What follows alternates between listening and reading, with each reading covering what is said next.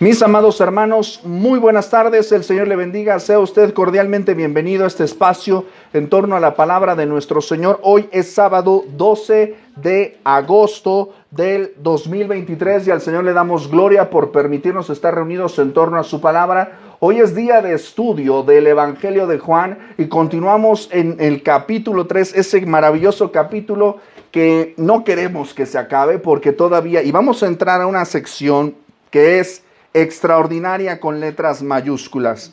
Y por eso, clase, ¿cómo estamos? Bendecidos. Muy bendecidos en el Señor porque su palabra nos alimenta, nos edifica. Estábamos cantando hace un momento este maravilloso canto que dice el coro: me has dado tantas cosas, mi precioso Jesús. Me has dado fe, me has dado paz, me has dado amor, me has dado gozo eternal en plenitud. Me has dado tantas cosas, mi precioso Jesús, que yo sería un ingrato si negara tu amor. Estas palabras tan hermosas de este canto, ya muy querido, muy consentido por el pueblo de Dios, se opacan completamente por este versículo que vamos a leer. Acompáñenme al Evangelio de Juan, capítulo 3. Versículo 16. Juan capítulo 3, versículo 16. Yo sé que usted ya se lo sabe este versículo. Yo sé que usted ya lo conoce. Yo sé que usted ya lo ha escuchado, se lo sabe de memoria. Pero vamos a estar caminando en esta semana y las próximas, mirando el grande amor de Dios para con nosotros en su Hijo Jesucristo. Y tú dirás, bueno, no se trata de eso toda la Biblia, sí, pero aquí, en estos versículos que hemos estado leyendo del 13 al 21, que es esta parte de la culminación de la charla de Jesús con Nicodemo acerca de la vida eterna, acerca del nuevo nacimiento. Estos textos son literalmente los esteroides del Evangelio. El Evangelio en miniatura, está aquí condensada la vida eterna. Por eso le voy a pedir que, yo sé que le tenemos familiaridad a este texto, pero lo vamos a ver con tanta cuidado, lo vamos a ver detenidamente, poco a poco, lo vamos a desmenuzar sabroso, así como ya sabe que me gusta desmenuzar las cosas, como el quesito Oaxaca, que ya me enteré que en Oaxaca no le dicen Oaxaca, le dicen quesillo, ¿verdad? Lo vamos a desmenuzar sabroso como la pechuguita, ¿verdad? Para sacarle lo más posible, humanamente hablando. Siempre hay cosas del texto bíblico que se quedan en misterio, como que todavía falta sacarle más. Pero vamos a hacerlo de manera detenida. Y le voy a pedir que antes de que que busquemos esta cita, que ya la tengamos, déjeme compartir rápidamente nuestras ligas con nuestros hermanos que nos acompañan desde otras plataformas. Y bueno, pues recuerde que todos los días estamos nosotros leyendo el plan de lectura McChain, donde estamos nosotros leyendo el Antiguo Testamento una vez, el Nuevo Testamento y los Salmos 2 veces. Ya estamos nosotros pues retomando nuestro caminar en el libro de los Salmos, ¿verdad? Y también ya estamos leyendo también primero de Samuel, estamos leyendo también la carta a los Romanos. Le aconsejo, de verdad, escúcheme con atención, estamos leyendo la Nueva Traducción Viviente. La carta a los Romanos dicen que es la obra maestra del apóstol Pablo. Ahí en esa carta, una de las más profundas y complejas, el apóstol Pablo describe el proceso de la obra de la salvación. Si usted quiere entender la doctrina de la salvación, de la justificación, de la gracia, si usted quiere entender cómo fuimos salvos, por qué fuimos salvados, tiene que usted escuchar y leer la carta a los Romanos. Y usted la va a entender más fácil, porque a veces uno la lee en la Reina Valera y como que se empacha uno tantito, ¿no? Pero cuando uno la lee en la Nueva Traducción Viviente, maravillosa la traducción, lo hace muchísimo más claro, se lo recomiendo ampliamente. Amén. Amén. Y recuerde que también todos los viernes, con excepción de porque se me olvidó, pero todos los viernes estábamos compartiendo 9 marcas de una iglesia saludable. Y se me olvidó no porque no me hayas recordado, se me olvidó porque pues, yo soy yo y tú eres tú y así soy yo. Todos los viernes, con excepción de lo voy a mandar mañana. 9 marcas de una iglesia saludable, y vamos a ver las evidencias bíblicas de la conversión. Vamos a ver un tema fascinante a través de 9 marcas de una iglesia saludable. Y los lunes, recuerde que estamos viendo Aprendiendo a estar contentos, un estudio acerca de el contentamiento cristiano. ¿Está usted recibiendo palabra del Señor toda la semana, iglesia? Entonces, pues, échele ganas con su lectura, échele ganas con los estudios. Si a mí se me olvida, recuérdemelo, porque mi esposa sí me lo recuerda porque tiene una alarma, pero necesito que a veces luego, si no ve que llega algo, presióneme, porque si no me ocupo en otras cosas y no está padre eso. ¿Sale? Muy bien, gracias a Dios. Y pues vamos a ir al texto. Lo vamos a leer, este versículo 16, lo vamos a leer todos juntos. Nos vamos a encomendar al Señor en oración, porque es un texto tan amado, tan querido, tan precioso, que no queremos hoy que se nos pierda nada. Y lo vamos a leer también en su contexto, para ver que a veces nosotros cometemos un error al leer este texto. Amén. Nos ponemos en pie en reverencia a la Escritura. Juan capítulo 3, versículo 16, lo leemos todo. Dice así la palabra de nuestro Señor. Porque de tal manera amó Dios al mundo, que ha dado a su Hijo unigénito, para que todo aquel que en él cree no se pierda, mas tenga vida eterna. Gracias, Señor, por tu palabra. Qué hermosa es, Señor. Padre Santo, en el nombre de Jesús oramos en esta maravillosa tarde, fresca, calurosa, lluviosa, pero al final de cuentas hermosa tarde. Gracias porque nos has permitido reunirnos en este hogar. Gracias por este espacio que está abierto como el corazón de mis hermanos semana con semana, para poder albergar, Señor, esta pequeña asamblea de tus hijos, para adorar tu nombre y escuchar tu palabra. Gracias por esta familia, gracias por sus hijos y los hijos de sus hijos. Tu bendición esté sobre ellos, Señor. Gracias, Padre Santo, por cada uno de mis hermanos, hermanas, sus familias aquí representadas, Señor.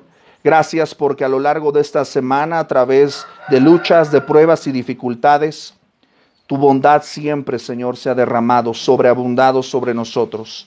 Como dice el salmista, nuestra copa, Señor, gracias a ti ha rebosado.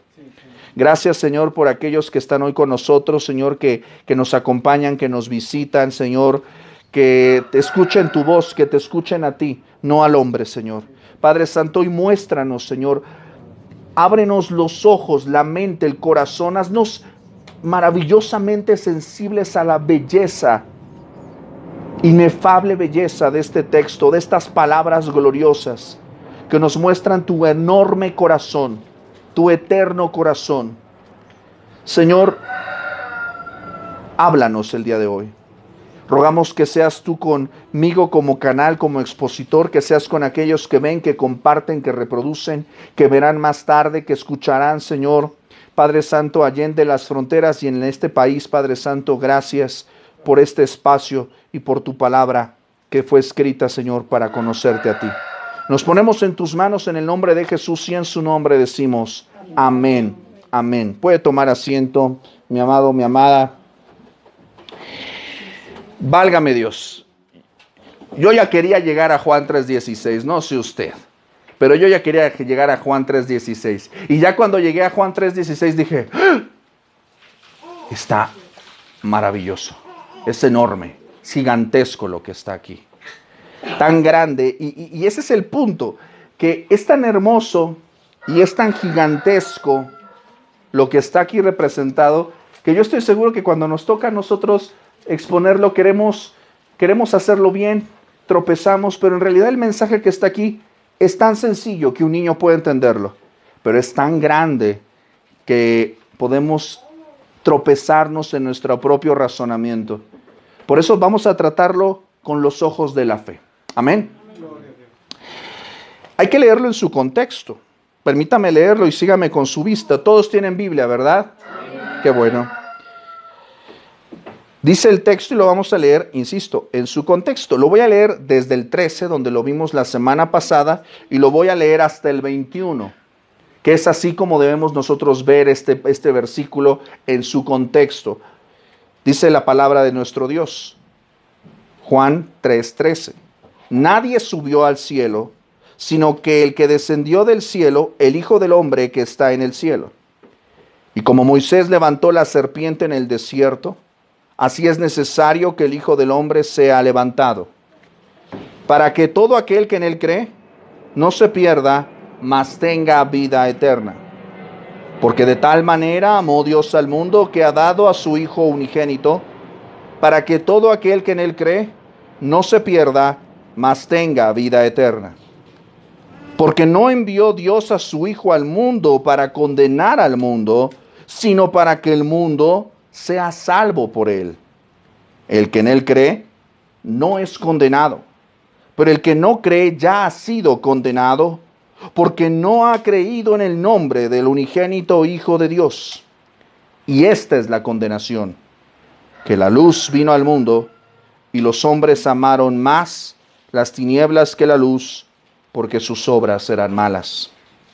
Todo aquel que hace lo malo aborrece la luz, y no viene a la luz para que sus obras no sean reprendidas. Mas el que practica la verdad viene a la luz, para que sea manifiesto que sus obras son hechas en Dios. Esta es la palabra de nuestro Señor. Estos textos están cargados, literalmente están cargados del cielo mismo, del corazón de Dios mismo. Como vimos nosotros hace 15 días, ¿verdad? Esta expresión en el versículo 13, nadie subió al cielo. De hecho, me preguntaban, para que vean que sí leo los comentarios, me preguntaban en YouTube, Marisela Moctezuma 393, me preguntaba, oye, nadie subió al cielo, ¿y qué onda con Elías? Nadie subió al cielo, ¿y qué onda con Enoc? Digo, no me dijo qué onda, ¿no? Pero, o sea, me dijo, oye, ¿y Enoc? ¿Y Pablo? Ah, bueno, hay que explicarlo todo correctamente. La Biblia se explica a sí misma. ¿Ok? Lo que está aquí el Señor Jesús diciendo en el versículo 16, ciertamente no es que nadie haya subido al cielo, sino que nadie descendió del cielo. El Señor Jesús fue el único que vino de allá, de la eternidad, para explicarnos la salvación, el reino, la vida eterna. Te lo explico así rapidito porque no quiero tardarme mucho en esa acotación. Enoc, el texto nos dice que caminó con Dios, pero esto no solamente nos habla de su muerte, sino también de su vida. Enoc fue un hombre tan piadoso en una generación tan depravada, tan impía, que vivían muchísimo, demasiado. Imagínate vivir más de 500, 600, 700 años en una generación de gente tan longeva y tan impía. Por eso dice uno, ay, qué bueno que se mueven rápido, ¿eh? Y en ese contexto, Enoc dice que caminó con Dios en su vida, pero también en su muerte, y desapareció. Porque se lo llevó Dios. Hasta ahí nos quedamos, pero en ningún momento vemos que Enoc regresara del cielo a contarnos acerca de la salvación y la vida eterna. ¿O esto es así? No.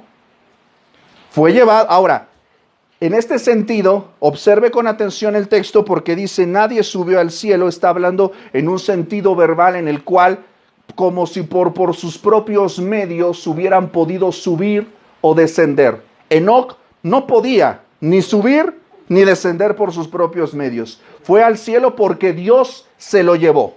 ¿Estamos de acuerdo? Pero hubo alguien que sí quiso regresar. Ahorita vamos con eso. Elías, en el libro de los Reyes, también fue llevado con el Señor, fue arrebatado, ¿ok? Claramente así lo dice, incluso que hay una implicación de fuerza, ¿verdad? Fue llevado por el Señor, pero nada más. ¿Me explico? En ningún momento Elías ha regresado para hablarnos acerca del cielo o de la vida eterna. Oye, ¿y el monte de la transfiguración? Sí, pero apareció, nunca vino a decirnos nada. Físicamente nunca regresó. Físicamente nunca regresó. Y nuevamente enfatizamos, no fue por sus propios medios que fue al cielo y desde luego no regresó por sus propios medios. ¿Estamos de acuerdo? Tercero, ¿qué dijimos? El apóstol Pablo. Segunda a los Corintios capítulo 12 nos habla el apóstol Pablo en una manera casi velada diciéndonos, bueno, conocí un hombre hace cierto tiempo que el Señor le permitió en visión, ¿verdad?, ser arrebatado al tercer cielo. La palabra ahí es importante porque implica fuerza sobre algo que se tiene propiedad. El Señor ejerce, hace lo que quiere con lo que es suyo. ¿Me explico? Pero Pablo habla de esta manera velada porque esa misma revelación le provocó. Se infiere que en el corazón de Pablo se provocó cierto orgullo espiritual, lo cual generó que el Señor le pusiera y él lo ilustra de esta manera, un aguijón en su carne. Por eso dice, para que yo no me vanagloriara, para que yo no me envaneciera de las revelaciones, el Señor me dio un aguijón en mi carne. Se lo he pedido que me lo quite y no me lo ha quitado. Ahora, en este lenguaje del que estamos hablando, incluso si usted observa 2 Corintios capítulo 12, no dice que Pablo vio, dice que escuchó palabras inefables que no le es posible al hombre expresar. No le fue permitido comunicar nada de lo que él fue testigo. Si seguimos esta mirada, entonces lo que está diciendo el Señor Jesús en Juan 3:13 es cierto. Nadie vino a decirnos nada acerca del cielo, sino el Hijo del Hombre que está en el cielo. Amén.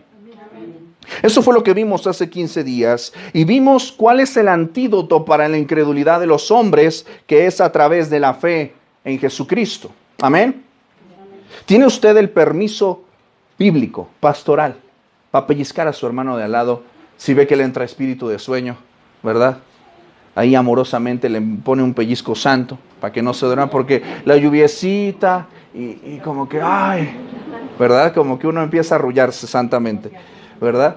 Nada más, si se va a dormir no ronque, please, ¿sale? Pero me encanta porque la culminación del versículo 14, introduciéndonos al 15, nos dice, utilizando esta imagen de Números capítulo 12 de la serpiente de bronce, dice que es necesario que el Hijo del Hombre sea levantado.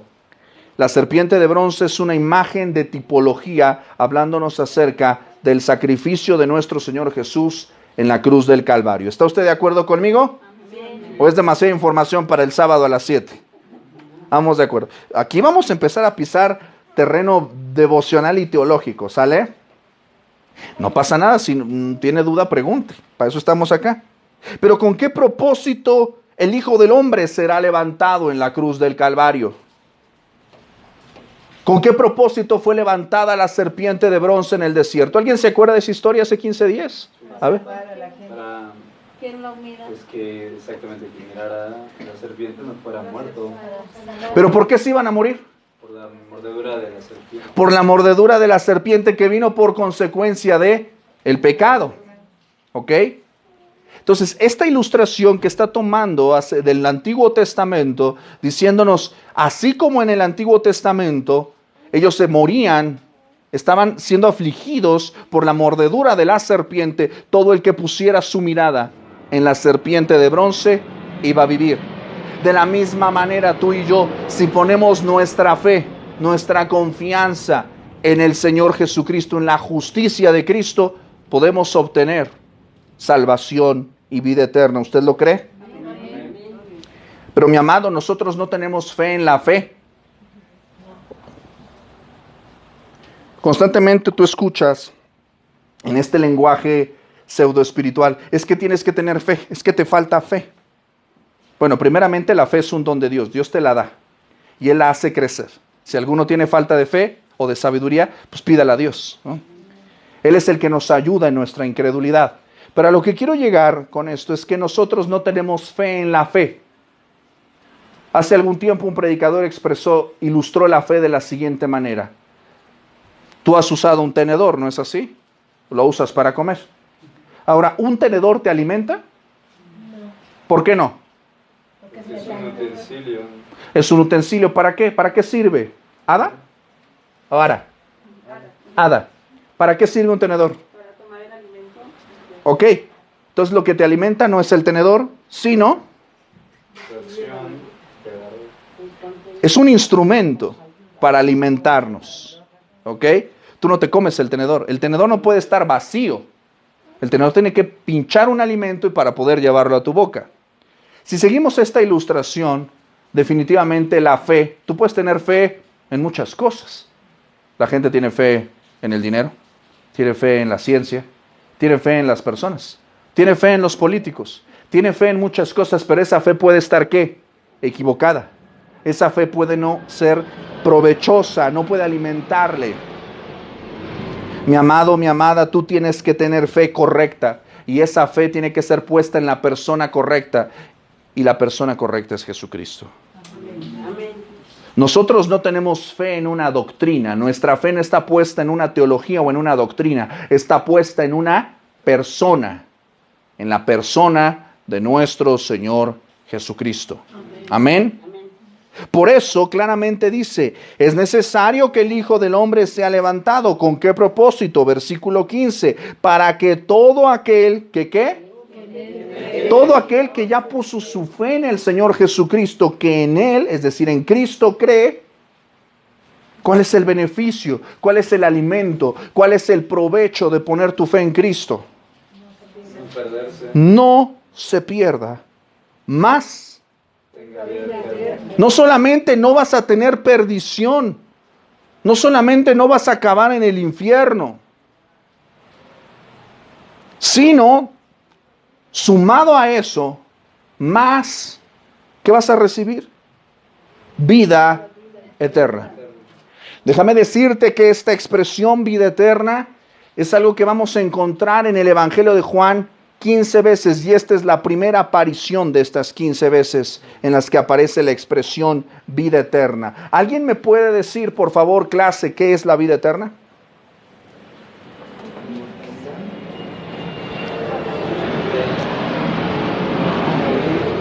Pues que no tiene fin.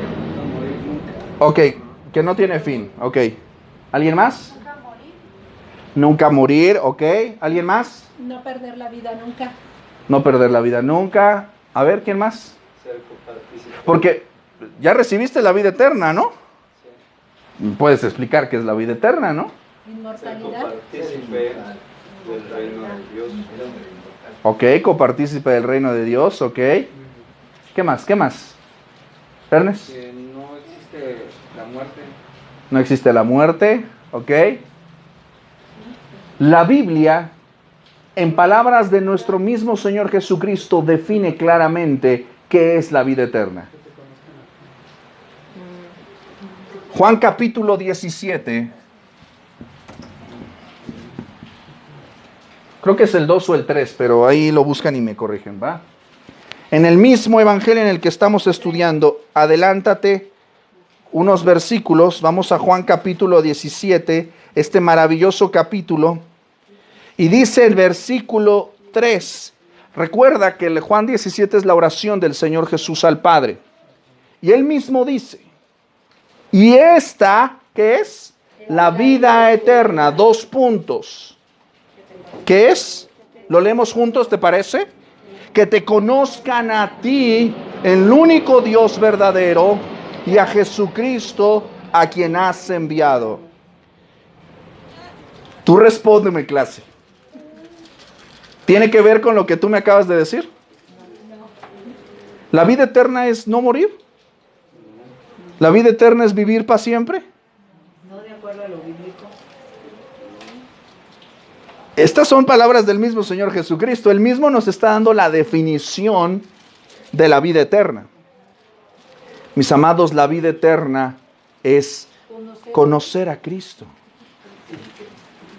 Puede parecer algo demasiado sencillo, demasiado simplista, pero mis amados, quien conoce a Cristo, conoce la vida verdadera. No estamos hablando de que vivas 80, 90, 100, 120 años. Podrías vivir todo ese tiempo y estar muerto.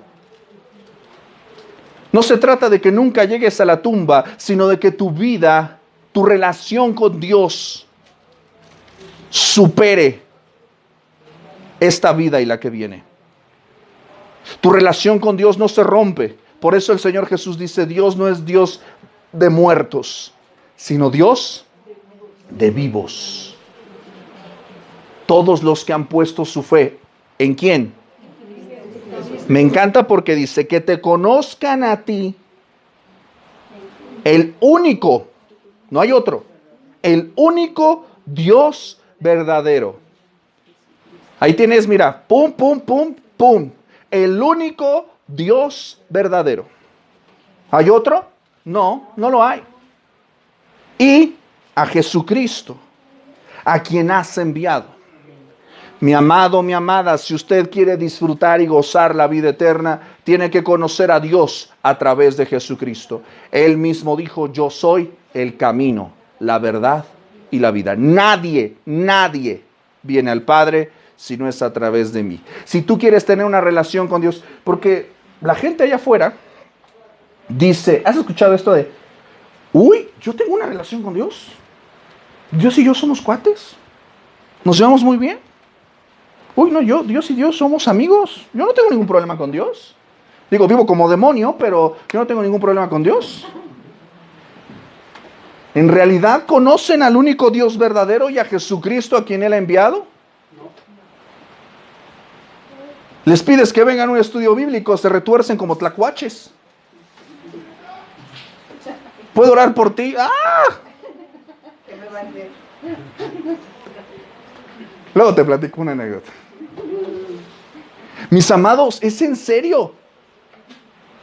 Esto no estamos hablando de un conocimiento intelectual. Estamos hablando de una relación, que te conozcan. Amén. Volvemos a Juan capítulo 3.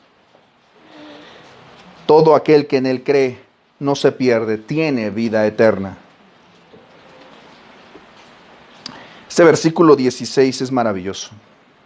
Recuerda que la Biblia no se escribió en capítulos y versículos. La Biblia se escribió de corriendito, ¿sabes? Por eso es importante que tú lo leas cada versículo en su contexto. ¿Alguien me quiere explicar qué es el contexto? Que conforma Melissa, ¿qué es el contexto? El contexto es lo que rodea la historia, o sea, qué está pasando, puede ser diferente el contexto de lo que yo estoy viendo ahorita a lo que está viendo él. No sé si me expliqué, creo que no. Sí, más o menos. O sea, yo puedo tomar de esta oración que tú acabas de decir, tomar una palabra, una frase y sacarla de contexto. ¿Qué significa? Evidentemente eso no fue lo que tú quisiste decir, pero estoy yo manipulando para que tú digas lo que yo quiero que digas.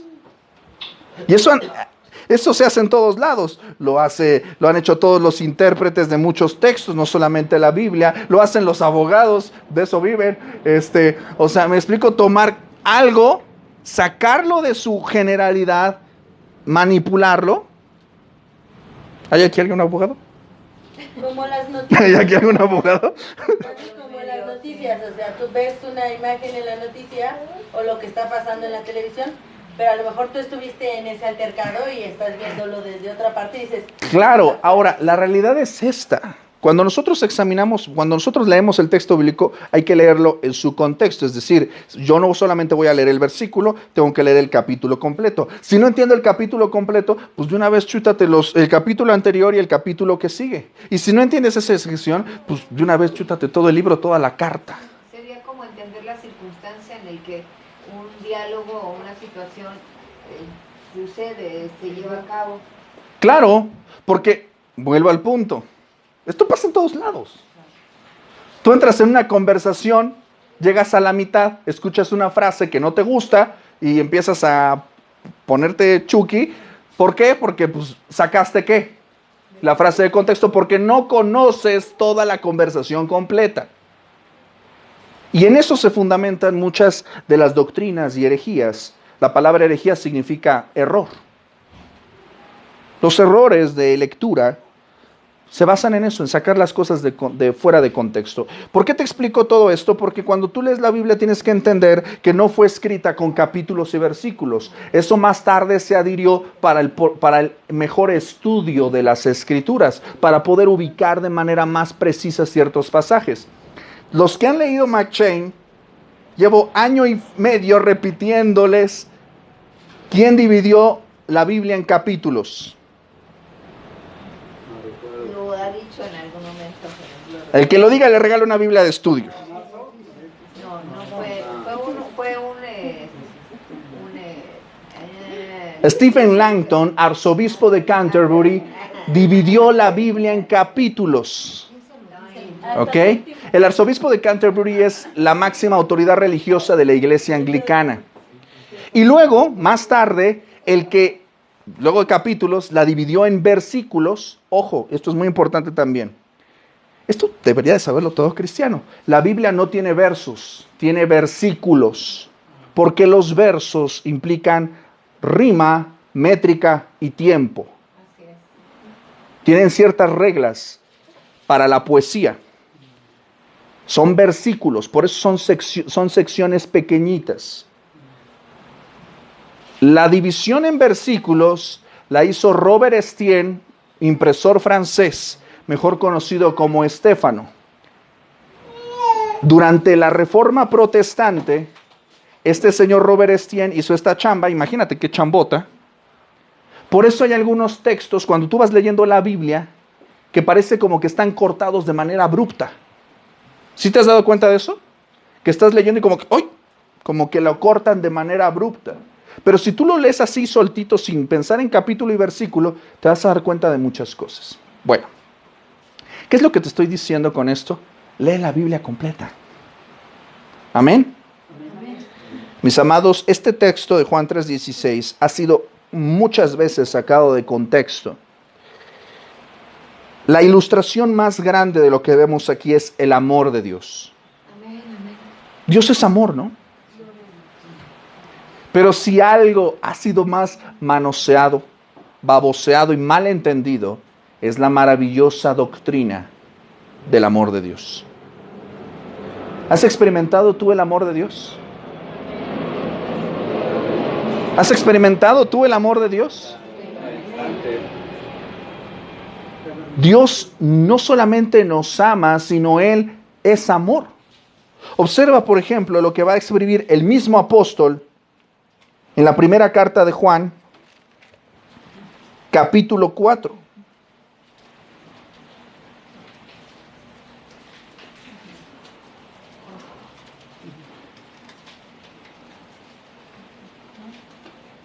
Primera de Juan, capítulo 4, versículo 8.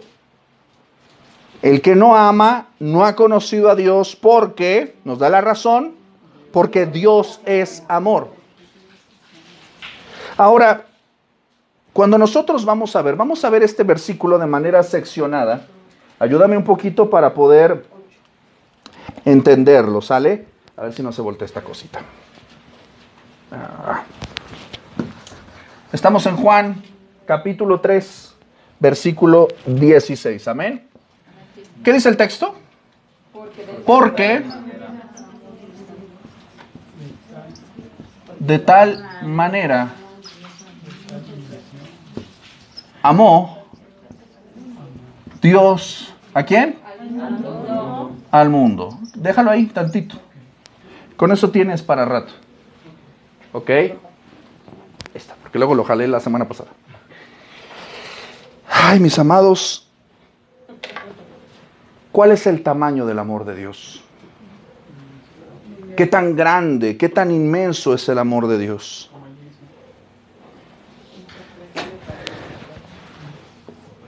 Nos está explicando, con base en lo que hemos visto en los versículos 13, 14 y 15, nos está dando la razón, el por qué. ¿Por qué el Hijo del Hombre descendió del cielo? ¿Por qué el Hijo del Hombre tiene que ser levantado?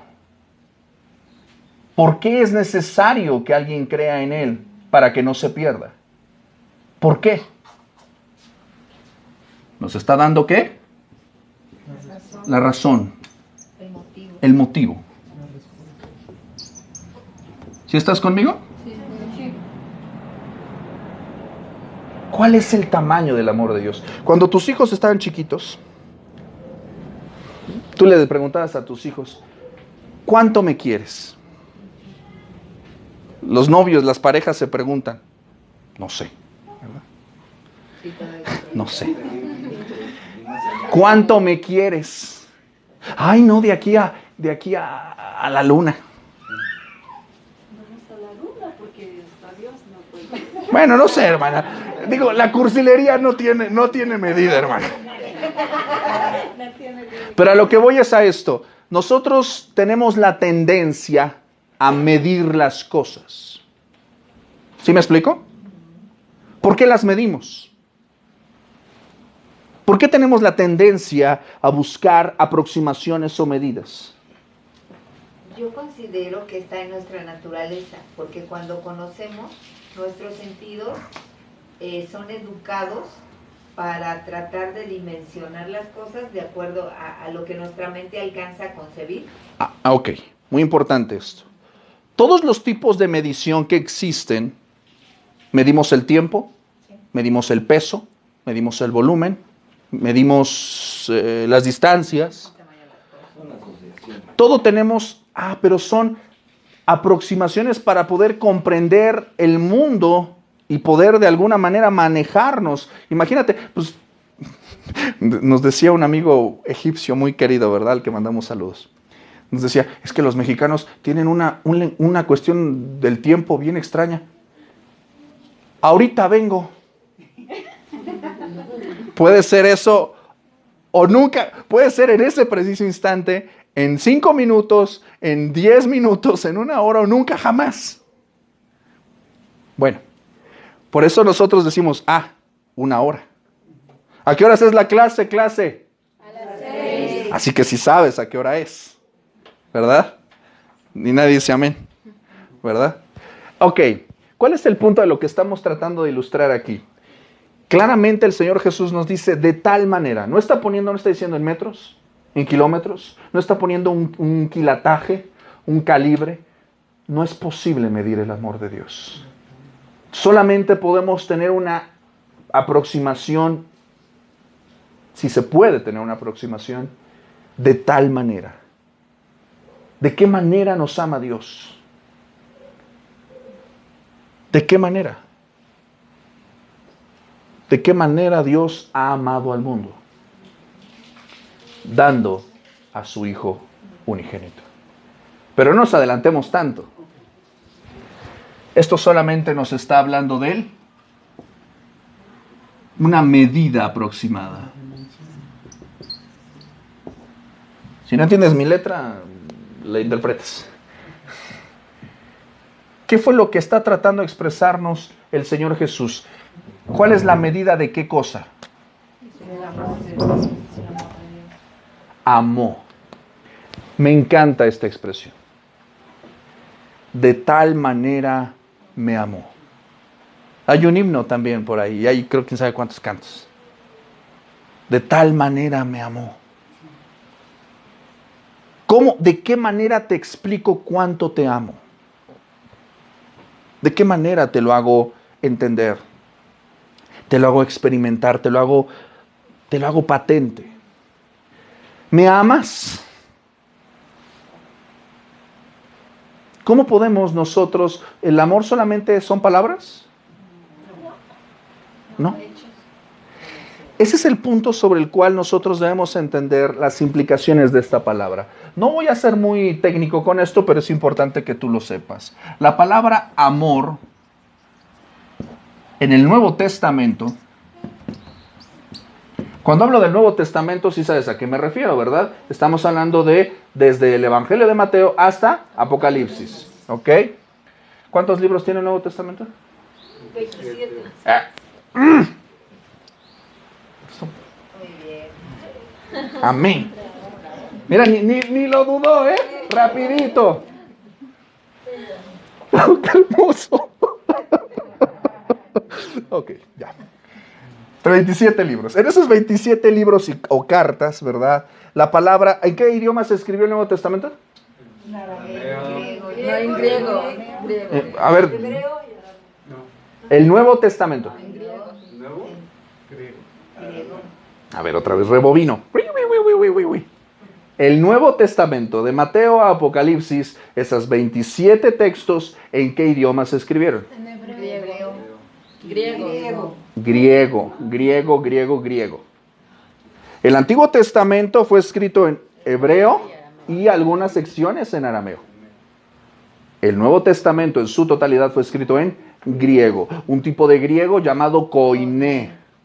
¿Por qué koiné? Pues porque era el griego de la gente del pueblo, de la gente de los que suben y bajan de la combi. ¿Sí me explico? No era el griego del diputado, del senador, del aristócrata. Era un griego de la gente de la gente común, del que va por las tortillas. Ok. En ese maravilloso idioma que es el griego, la palabra amor tiene 3 sentidos o implicaciones. La primera y la más conocida en los textos clásicos es el amor eros, que se relaciona pues obviamente con la pasión de pareja, sexual, etcétera. ¿Ok? Creo que eso no hay que explicar demasiado, creo que lo entendemos, ¿no? Humanamente todos experimentamos eso, pero es una especie de amor, pero no es amor. Es una representación, una expresión de, pero no es totalmente. La segunda nos habla del amor filos. ¿Nos puedes explicar, Carla, qué es el amor filos? Es el amor, por ejemplo, de un padre hacia los hijos, ¿no? Es un amor de compañero, es un amor de amigo, ¿verdad? Ese cariño, ¿verdad? También el amor utiliza otra expresión que la descubrí ayer, que es el amor estorgue. Pues mira, yo también estoy aprendiendo. Que, de hecho, hay palabras compuestas, filos estorgue, que habla del amor filial. Literalmente de hijos a padres. Es el amor de personas en la misma familia. Estorgue. Y luego está el amor ágape.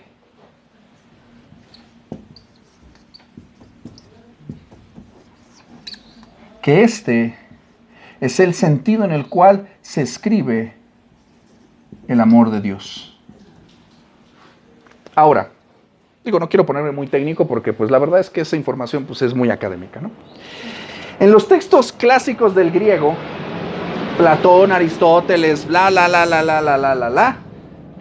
se utilizan estas expresiones del amor. Pero no vas a encontrar en la literatura griega clásica el amor ágape. ¿Por qué crees que no se encuentra ahí? Porque evidentemente no es algo que ellos estuvieran buscando, que tuvieran un conocimiento acerca de esa clase de amor divino. La expresión ágape es la que se está usando aquí. El amor divino, el amor espiritual, un amor santo, un amor que forma parte de los atributos divinos.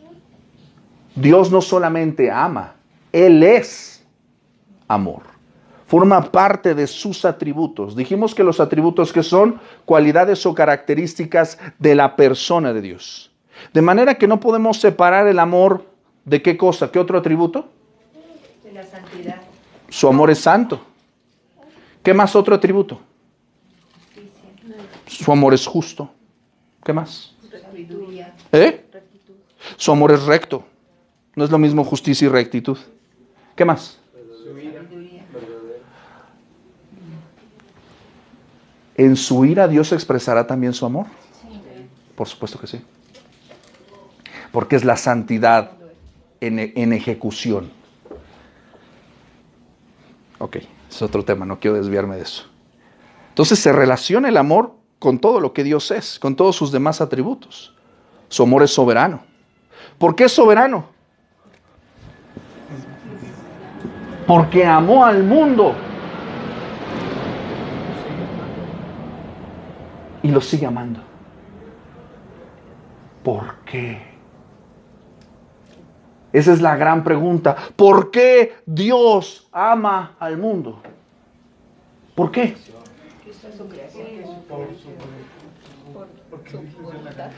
Porque Él quiso. No hay una razón. Observa lo que dice, por ejemplo, acompáñame a Deuteronomio, capítulo 7. Aquí está hablando de la elección, pero quiero que lleguemos a un texto fundamental que quiero que entiendas acerca de esto. Deuteronomio capítulo 7, versículos 6, 7 y 8. ¿Ok? Lo voy a leer y me sigues con tu vista. Dice el texto: porque tú eres pueblo santo para Jehová tu Dios. Jehová tu Dios te ha escogido para hacerle un pueblo especial, más que todos los pueblos que están sobre la tierra. Aquí nos está diciendo en el versículo 7 nuestra condición. No por ser vosotros más que todos los pueblos os ha querido Jehová y os he escogido. Pues vosotros erais, ¿qué cosa? El más insignificante de todos los pueblos. Wow. Sino por cuanto Jehová, ¿qué? Os amó y quiso guardar el juramento que juró a sus padres. Os ha sacado Jehová con mano poderosa y os ha rescatado de servidumbre, de la mano de Faraón, rey de Egipto, solo porque te amo. ¿Hay una razón por de su amor? No, simplemente porque Él quiso. Porque Él quiso. Acompáñame, por favor, a la carta a los Romanos. Romanos 5:8, tú conoces este pasaje. Mas Dios muestra su amor para con quién, con nosotros, en que siendo aún pecadores, Cristo murió por nosotros. Me encanta porque dice, Dios muestra su amor para contigo y conmigo, siendo aún pecadores. Charles Carlos H. Spurgeon decía, mi teología se resume en 4 palabras: Cristo murió por mí. Le platicaba a mi hermano Eduardo una historia que refiere Billy Graham acerca de otro teólogo excelente llamado Karl Barth, que fue uno de los teólogos más célebres del siglo XX, maestro de Dietrich Bonhoeffer. Y le preguntaron en estas conferencias académicas, ya sabes, así de puro encorbatado y gente muy académica de universidad, ¿no? Le preguntan al doctor Karl Barth, ¿cuál es el más grande misterio de la teología? Y él responde esta pregunta totototototota, y yo creo que los chamacos estudiantes o los académicos esperaban un rollazo así súper técnico, ¿no? Académico. Y él le responde con un viejo himno infantil. Cristo me ama, Cristo me ama, Cristo me ama, la Biblia dice así. Amén. Es tan sencillo. Dios nos amó. Tanto nos ama. Pero me encanta porque dice que amó ¿a quién? Amó al mundo. El amor, mis amados, que expresa Dios no es solamente un amor superficial, no es un amor pasional, no es un amor de hoy sí te amo, mañana no te amo, no es un amor solamente de vínculo, de sangre, porque realmente el único que merecía ese amor era su Hijo Jesucristo, porque Él es su único Hijo. Ahorita lo vamos a ver eso. Amó al mundo. La palabra usada aquí para mundo está hablando cosmos, que también tiene otras 3 implicaciones que ya las hemos visto, no voy a profundizar demasiado en ellas, pero está hablando esencialmente de la humanidad. No en un sentido universal, sino habla de aquellos que están en el mundo. ¿Por qué es importante entender esto? Porque ciertamente, aunque dice que Dios ama al mundo, ¿todo el mundo ama a Dios? No. Estas personas, muchas personas han pensado que esta implicación de Dios amó al mundo habla de una salvación universal. Pero la realidad a la luz de la Escritura, si lo leemos en su conjunto, es que no todos serán salvados. ¿Quiénes son los que serán salvados? ¿Los qué? Los que creen.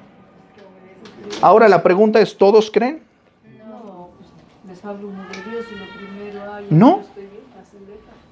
¿No creen? ¿Cuál es la continuación de este versículo acerca de Juan 3:16? De tal manera amó Dios al mundo que ¿qué cosa? Wow. Que ha dado.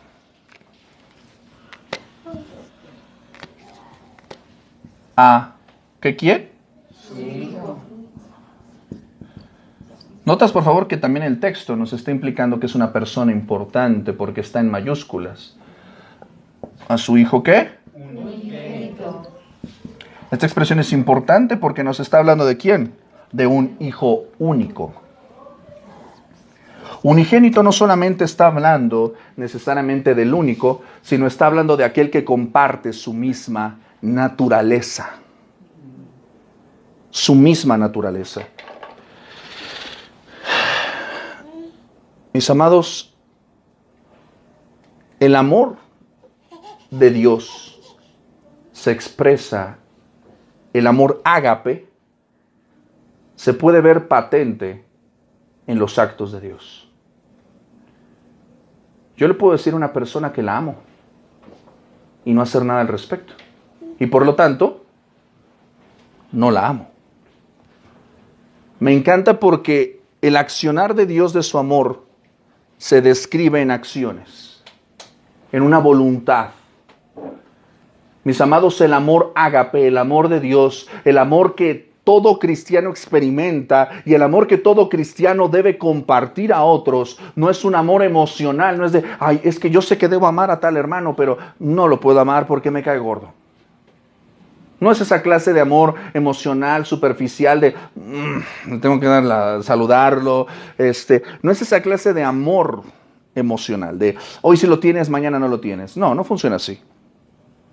Esa clase de amor no se expresa por, perdóneme la expresión, hace rato decíamos, por la cursilería que a veces nosotros tenemos. No habla solamente de dar besos o abrazos, o de complacer a la otra persona. Hoy en día, este maravilloso texto se usa y se retuerce de una manera tan perversa que han tenido la temeridad de decir que esto justifica las depravaciones de muchas personas. Es que como Dios es amor, pues pueden vivir como quieran. Ay, ¿quién me mandó a juzgar, no? No nos mandaron a juzgar, nos mandaron a predicar. Y la palabra del Señor condena muchas cosas que están mal. El verdadero amor dice la verdad. El verdadero amor confronta, el verdadero amor llama a la santidad. El verdadero amor nos lleva a Cristo. Mis amados, si tú amas a alguien, le presentas a Jesús. Son acciones, no solamente palabras. Porque Dios, cuando dijo que amó al mundo, ¿qué hizo? Dio. Esta expresión es fascinante porque nos habla de la infinita bondad y generosidad. Él amó al mundo y dio. La generosidad. En este sentido, me encanta lo que dice, por ejemplo, ¿ya te aburriste? No. Ya vamos a acabar. Fíjate lo que dice, por ejemplo, 2 Corintios, capítulo 9, 8 y 9. No tiene que ver con nuestro texto, porque el sentido en el que está escribiendo el apóstol Pablo, en 2 Corintios 8 y 9, está hablando de la ofrenda. Está hablando de la generosidad, en específico del llamado a la iglesia corintia a que imite la generosidad de la iglesia macedónica para las necesidades de la iglesia en Jerusalén. Te estoy explicando el contexto para que entiendas que no estoy tratando de retorcer el versículo. Pero en ese mismo espíritu, Pablo le está explicando a los corintios que la generosidad no tiene que ver con un asunto económico. La generosidad es algo que nos asemeja a Dios. ¿Tenemos un Dios generoso? Amén. Un Dios que da y se deleita en dar, porque Él nos ama. Pídeme ¿Qué necesitas? Buscad y hallaréis. Llamad y se os abrirá. Clama a mí, decíamos, ¿no? Que está también escrito en otro contexto, pero al final de cuentas nos habla de la generosidad de Dios y nosotros que somos tan mundanos a veces, que vivimos en un mundo tan materialista, tan metálico, siempre pensamos en billetes, pesos y centavos. Nadie dice amén. Pero la verdad es que es muy triste. Nuestro corazón es así. Vivimos en un mundo tan feo que cuando decimos generosidad dices, ay, ¿cuánto me va a costar? Generosidad, ay, va a pedir algo el pastor. No, estamos hablando de cómo es Dios. La generosidad tiene que ver con esta entrega voluntaria, libre, sistemática, constante, abundante. Y que evidentemente cuando estamos hablando de los bienes, pues también se expresa a través de esto. Pero quiero que observes lo que dice 2 Corintios 8, versículo 8.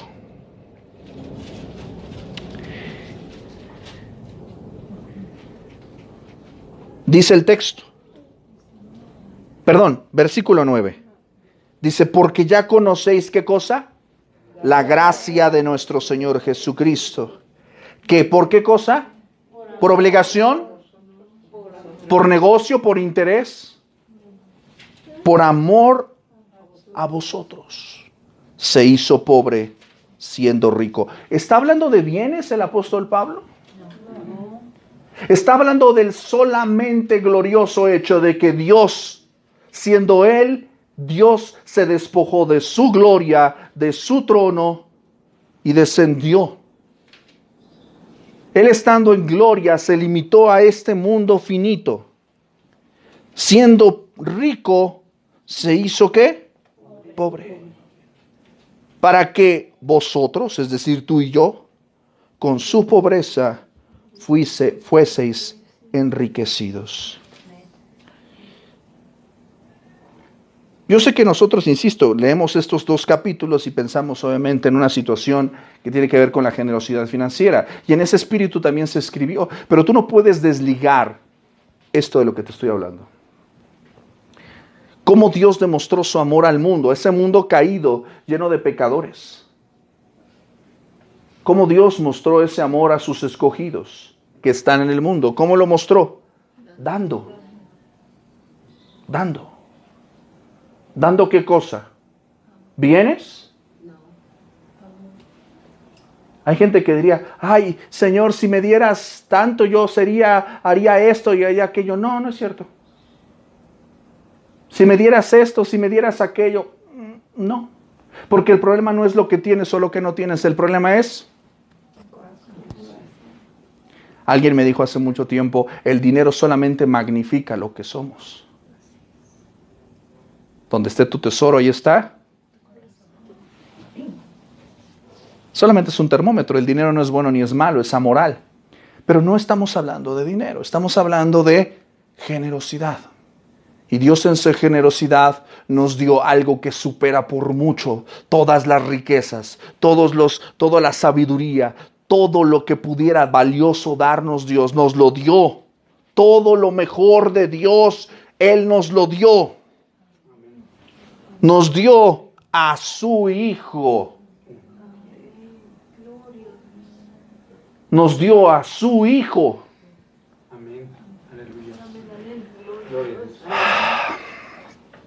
Si sabes de quién estamos hablando. Amén.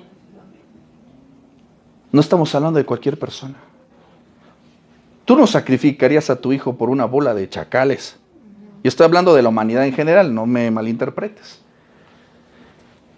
No daríamos a nuestros hijos. ¿Por qué? Porque son lo más valioso que tenemos, porque los amamos profundamente. Y es más, a veces hasta los amamos de una manera, perdóneme la expresión, a veces hasta solapamos cosas que no deberíamos solapar, porque los amamos de una manera muy humana. Pero fíjese qué tan grande es el amor de Dios hacia un mundo pecador, que dio entregó en generosidad lo más. ¿Qué hay más alto que Cristo? ¿Qué hay más alto que su Hijo? ¿Qué hay por encima de Él? ¿Qué hay? Nada. No hay nada. Nos dio a Él mismo, a su Hijo. Sí sabes de quién estamos hablando, ¿verdad? Sí. A la segunda persona de la Trinidad. Aquel que es el alfa, la omega, el principio, el fin, el primero, el último, Emmanuel, el castillo fuerte, el sol de justicia, aquel que es admirable, consejero, Dios fuerte, Padre eterno, príncipe de paz, aquel que es el ángel del Señor, aquel que es el capitán de los ejércitos del Señor, aquel que es el león de la tribu de Judá, el Hijo de Dios, el Hijo del hombre, Rey de reyes y Señor de señores. Y puedo seguir y seguir y seguir. Esa es la persona que Dios nos entregó en su infinito amor.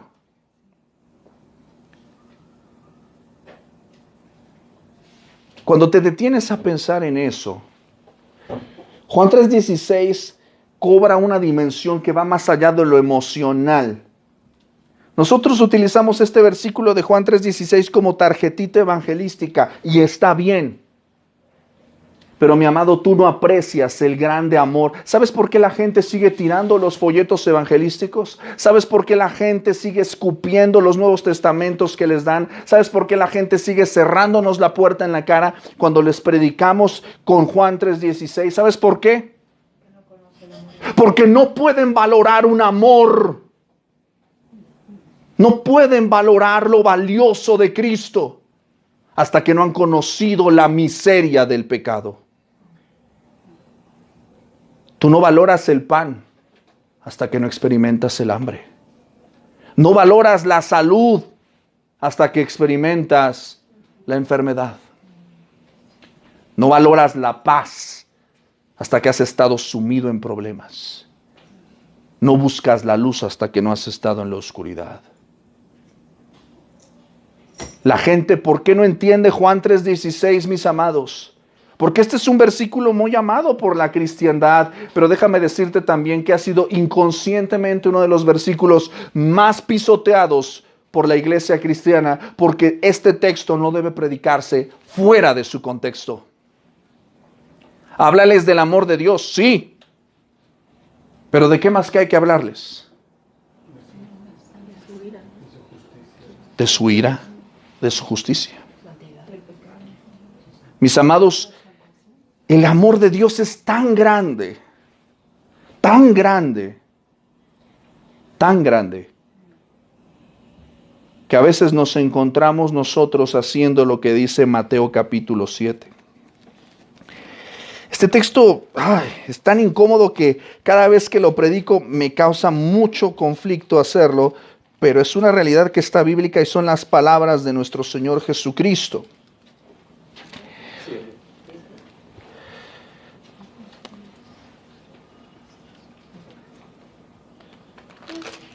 Observa lo que dice Mateo 7, versículo 6. Y ahorita te explico el texto porque es rudo el texto. Ya lo tienes ahí, Mateo 7:6 dice el texto: no deis lo santo a los perros, ni echéis vuestras perlas delante de los cerdos, no sea que las pisoteen y se vuelvan y os despedacen. Regálame un traguito de agua, hija, porque ya traigo la boca seca y este texto me pone santamente incómodo. ¿Qué crees que está diciendo el Señor Jesús aquí?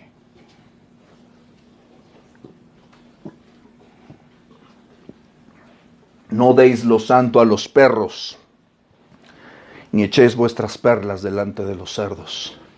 Hermano. Bueno, aquí yo entiendo que cuando nosotros le hablamos a una persona y no quieren saber más de Dios o no quieren saber de Dios, pues ya no les tenemos que hablar, porque ya le hemos hablado, le hemos dicho. Por ejemplo, mi familia, vamos a poner de mis hermanos. Yo les he hablado mucho de Dios, del arrepentimiento, pero no quieren. Entonces ahí yo ya no puedo hacer más, ya no puedo hablarles, ya les hablé, les dije. Lo que me queda nada más es orar por ellos para que algún día se arrepientan. Claro. Es importante leer nuevamente este versículo en su contexto. Forma parte del Sermón del Monte. Y el objetivo de nuestro Señor Jesús en esta sección, que Reina Valera lo subtitula como no juzgar a los demás o no juzgar a la ligera, prácticamente lo que nos dice es de que debemos de juzgar con justo juicio, ¿verdad? Acerca de mirar las cosas de manera objetiva, ¿no? Porque a veces nosotros traemos, ¿qué? La viga y queremos sacar la paja. Pero el Señor culmina diciéndonos que no le demos lo santo y que no le demos las perlas. Está hablando de aquello que es sagrado y aquello que es valioso. Y está hablando de utiliza dos ilustraciones para hablar de dos condiciones del corazón, dos condiciones humanas. Utiliza la imagen de el perro y del cerdo. Ahora, nosotros hay que entender que cuando habla del perro no está hablando en el sentido en el que hoy se habla de los perros de ¡ay, un cachorrito! No. Está hablando en un sentido de un animal sucio, salvaje, violento, ingrato. O sea, por eso incluso Pablo, cuando le escribe a los filipenses en el capítulo 3, dice, guardaos de los perros. O sea, está hablando de animales bravos, salvajes, o sea, y todavía hay lugares donde los perros son tremendos, matan gente. Está hablando de una condición salvaje, indomable, sucia. De manera paralela está utilizando la imagen de el cerdo. Los cerdos para la cultura judía eran animales impuros, sucios. Por lo que comen y por su propia naturaleza ellos se deleitan en estar en la suciedad. Yo sé que el silencio que se hace se corta con tijeras, porque cuando hablamos de este tipo de ilustraciones, tú dices, ay Señor Jesús, ¿cómo puedes decir esas cosas? Tú que eres todo amor. Estas palabras no las dijo el apóstol Pablo, las dijo el Señor Jesucristo. Y Él les dijo, no le den lo santo a los perros. No tiren las perlas a los cerdos. Está hablando de no predicar. Está hablando de una condición humana. Ah, ok. Y del evangelio. Claro. ¿Qué es lo que está diciendo acerca de esa condición? No todas las personas se comportan así, ¿ok? ¿Ibas a comentar algo? En esa naturaleza, segunda de Pedro, dice que el perro vuelve a su vómito. Y la puerca lavada al cieno, a la porquería, al lodo. Entonces sí habla de la naturaleza. Habla de una naturaleza no regenerada, de un corazón no convertido.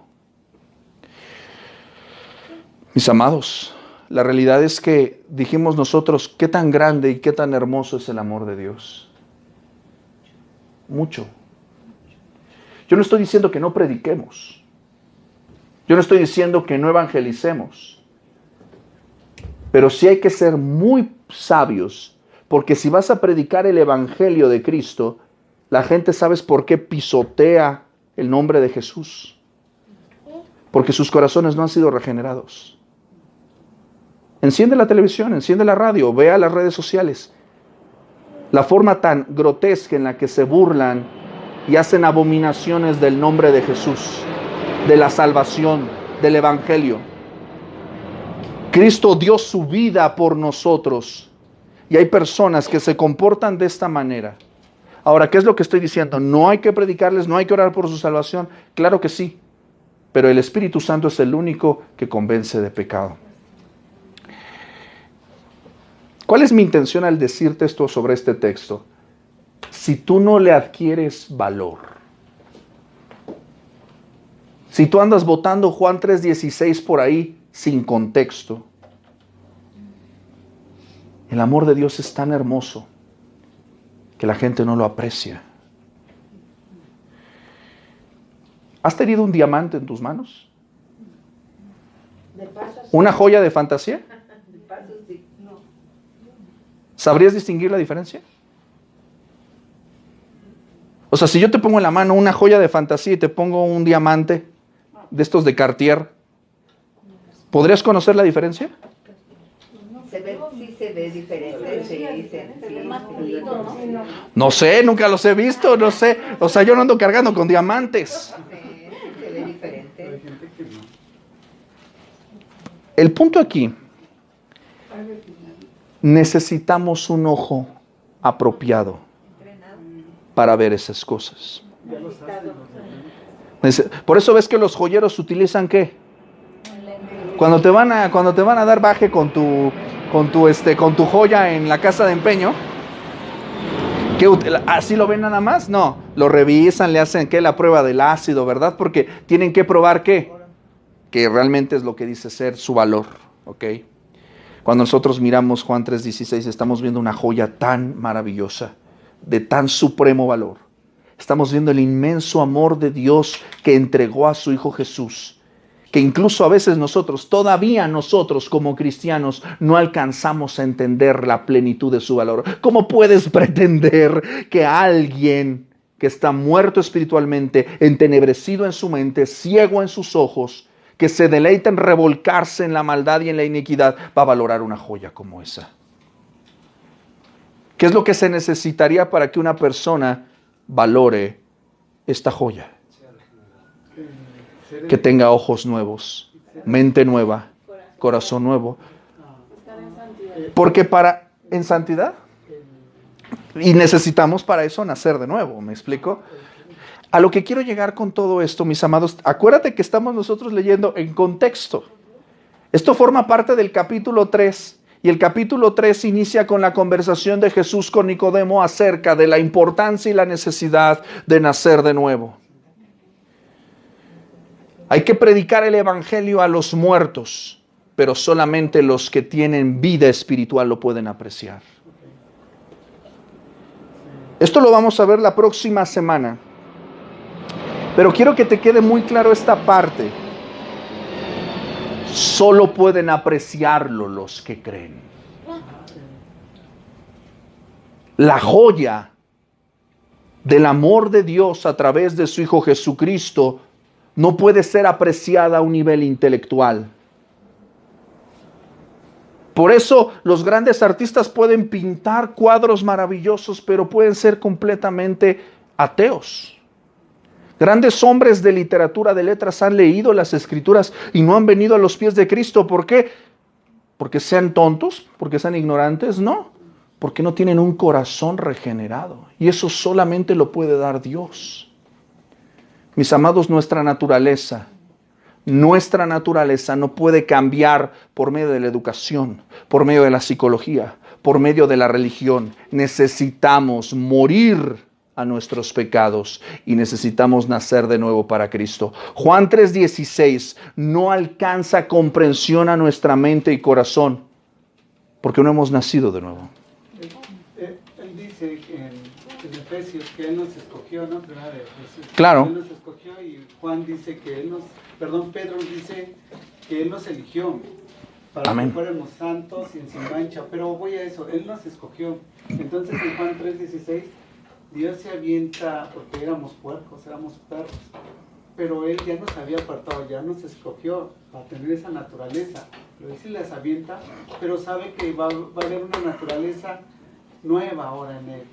Pero Él sí lo hace. Pero nosotros somos escogidos ya. Ya Él nos ve como su propiedad. Él no necesita que cambies. Él necesita que nazcas de nuevo. Así de simple. No es que cambies algunas cosillas. Necesitas morir y nacer de nuevo. Lo que está diciendo aquí es tan bello. Dios nos entregó a su Hijo mismo para que tengamos una relación con Él. Es tan sencillo que un niño lo puede entender. Es tan sencillo que un famoso teólogo nos dice, ¿cuál es la verdad más maravillosa del universo? Cristo me ama. ¿Qué más quieres? Dime una cosa, mi amado, quiero que te lleves esto a tu casa porque es tan potente y tan sencillo que eleva nuestro corazón hasta el cielo y nuestros ojos se llenan de lágrimas. Yo sé que tú tienes problemas el día de hoy, yo sé que tienes luchas, yo sé que tienes tentaciones, estás lidiando con muchas cosas, pero déjame decirte una cosa, Dios te ama. ¿Qué más quieres? ¿Qué más necesitas? ¿Qué te falta? Si Dios te ha dado todo en su Hijo Jesús, ¿careces de algo? No, lo tienes todo. Seríamos ingratos si negáramos su amor. Me ha dado tantas cosas, mi precioso Jesús, que yo sería ingrato si negara su amor. Amén.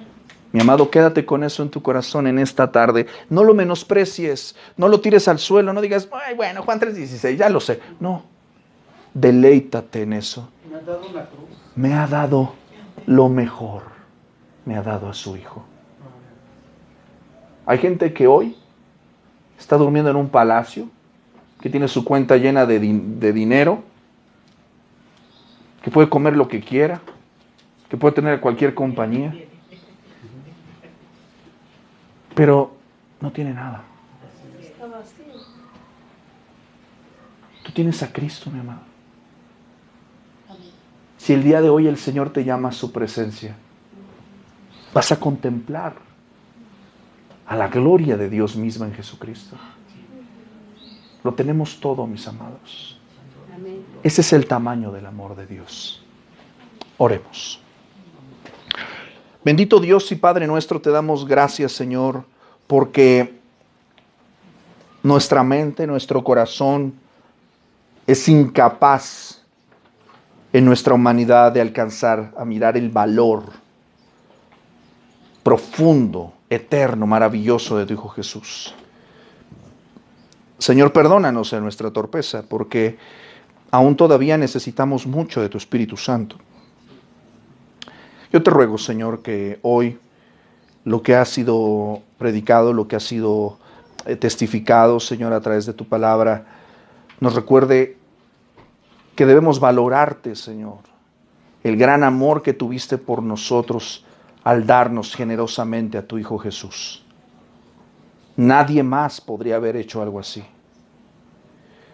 Señor, perdónanos cuando el infinito amor que tú has tenido para con nosotros no nos es suficiente.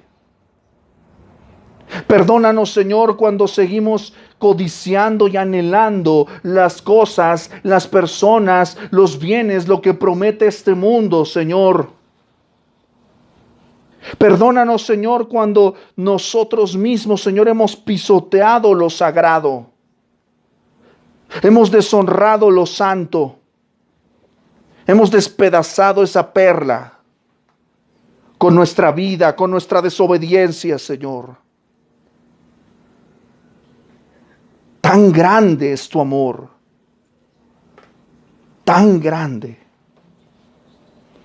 Señor, muéstranos a tu Hijo Jesús. Muéstranoslo, Señor, todos los días, cada día.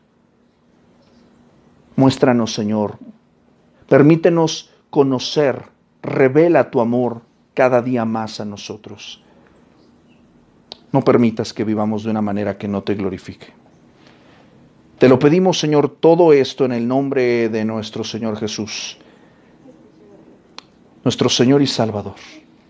Y en su nombre oramos y decimos, amén. Amén.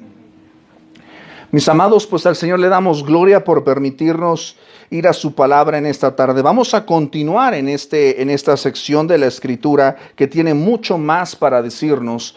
No se despegue de nuestro estudio del Evangelio de Juan. Recuerde que la próxima semana continuamos viendo los planes de Jesús para su iglesia. Todos los días estamos escuchando el plan de lectura McChain. Los viernes 9 marcas de una iglesia saludable y los lunes nuestro estudio acerca del contentamiento. Le animamos a que usted, si no tiene una iglesia local donde congregarse, reúnase con nosotros todos los sábados a las 6 de la tarde y si gusta, pues escríbanos a través de inbox, WhatsApp, a través de nuestro correo electrónico ministeriosvozqueclama@gmail.com. Damos gracias a Dios por su vida, sus oraciones, sus ofrendas. Comparta este mensaje si ha sido de bendición para usted con sus amigos y familiares. Clase, ¿cómo estamos? Bendecidos. Y como estamos bendecidos, vamos a repetir nuestro texto de Juan 20:31. Pero estas cosas se han escrito para que creáis que Jesús es el Cristo, el Hijo de Dios, y para que creyendo tengáis vida en su nombre. Una vez más, pero estas se han escrito para que creáis que Jesús es el Cristo, el Hijo de Dios, y para que creyendo tengáis vida en su nombre. Juan 20:31. Mis amados, tengan una excelente semana. Dios les bendiga y recuerden, a Dios sea la gloria. Hasta pronto.